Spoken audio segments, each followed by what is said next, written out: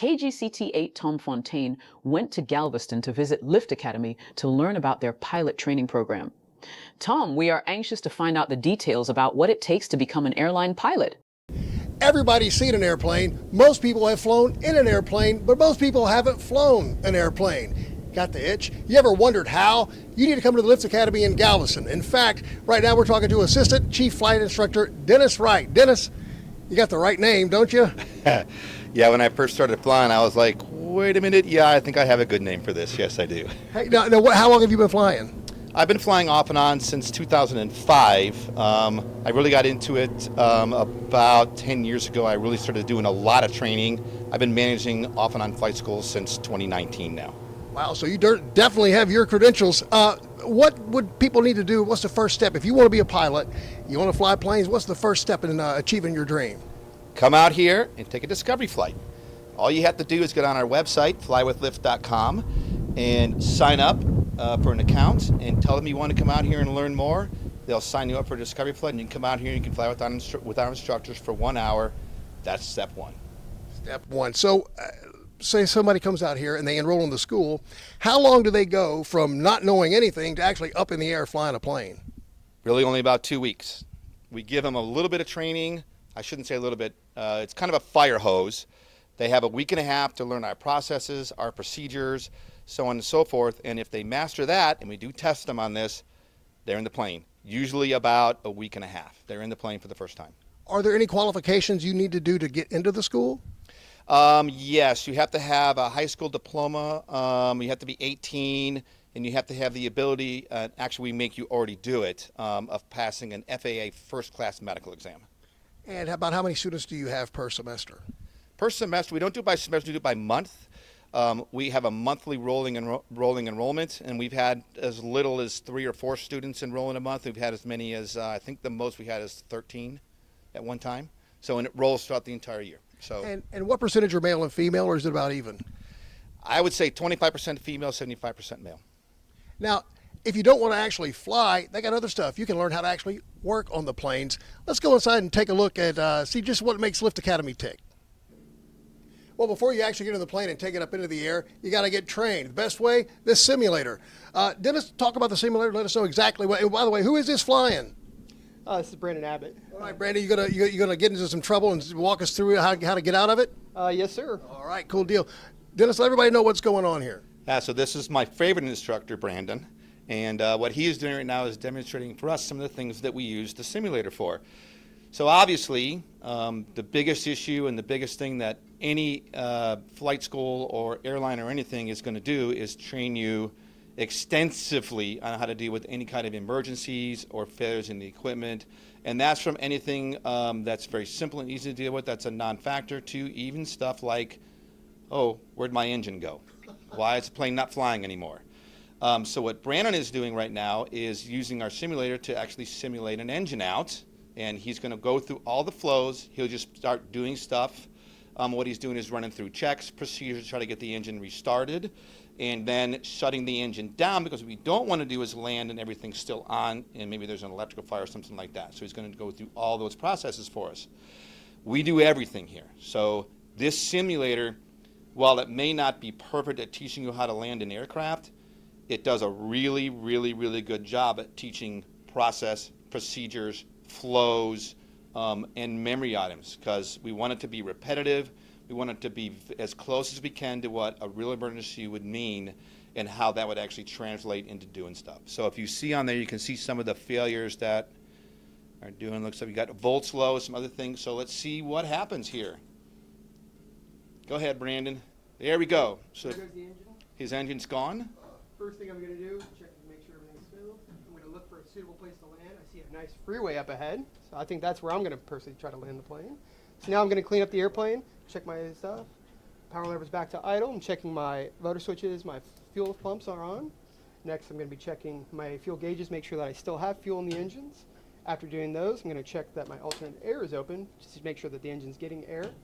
All the while, I'm holding my airspeed at 88 knots, which is our best glide speed, and I'm looking at my place to land. I like this little freeway out here. It's a nice open stretcher land I can land on. Little I-45. And so now I'm just getting configured. After I've done that, I'm going to verify my information. I verify all my information. Airspeed is 88. I'm checking all my gauges. I'm checking my pumps, making sure those are on. Next, I'm going to try to restart my engine. No effect. Checking my engine masters on. Trying again. All the while, I'm keeping my eyes on my landing point. So now that I'm coming up here, I'm going to start shutting off non-essential sources. So here, turn the engine off. And now I'm just configuring the plane to land. So now I'm setting my flaps to get set up. Coming on my final approach and keeping my eyes outside, looking for traffic, making sure there's nobody coming down here on I-45. And that's it, 89, flaps are landing.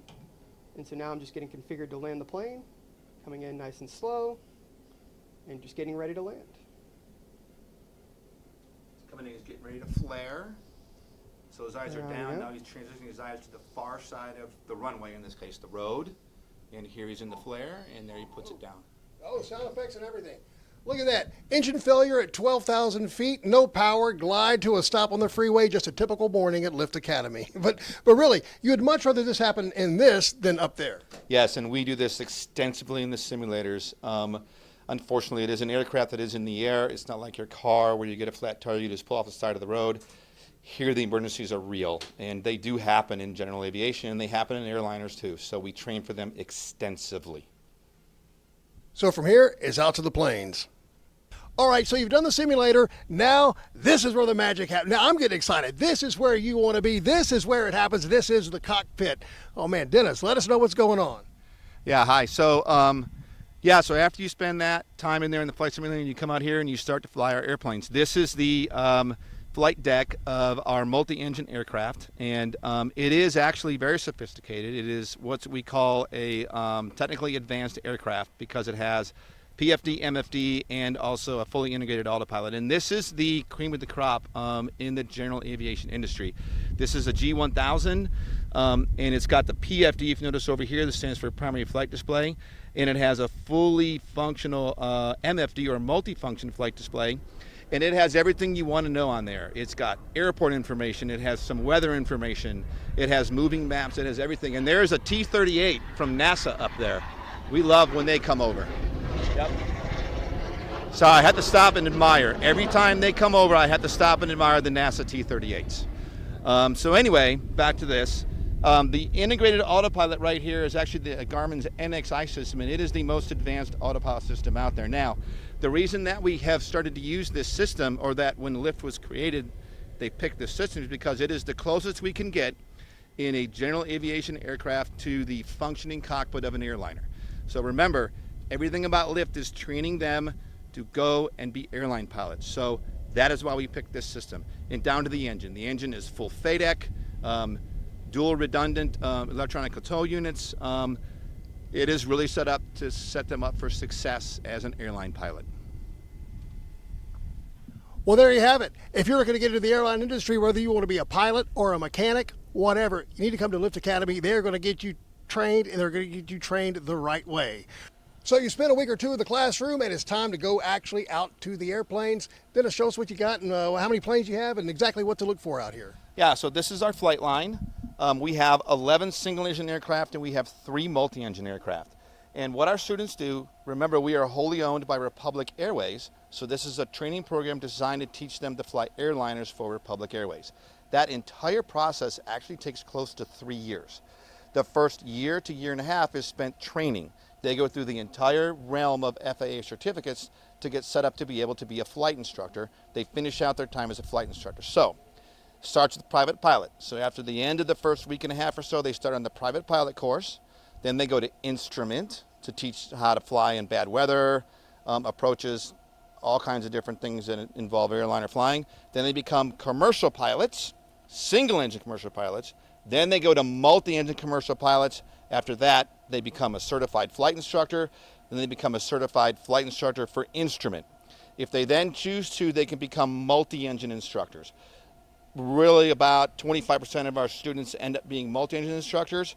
It's a much shorter course. We don't need a ton of them, so everybody's not required to do it. After that, so at that point they're students. When they graduate from the course, they now become flight instructors. Now they're actually employees of Lift Academy, sub-employees of our parent company. But at that point, They're no longer my students, they are now my employees. So after that, they got to listen to me without question. No argument, no anything. So What is it? Rule 1, the boss is always right. Rule 2, see Rule 1, right? that's exactly right. And my last name happens to be Wright, so I don't know what to tell you.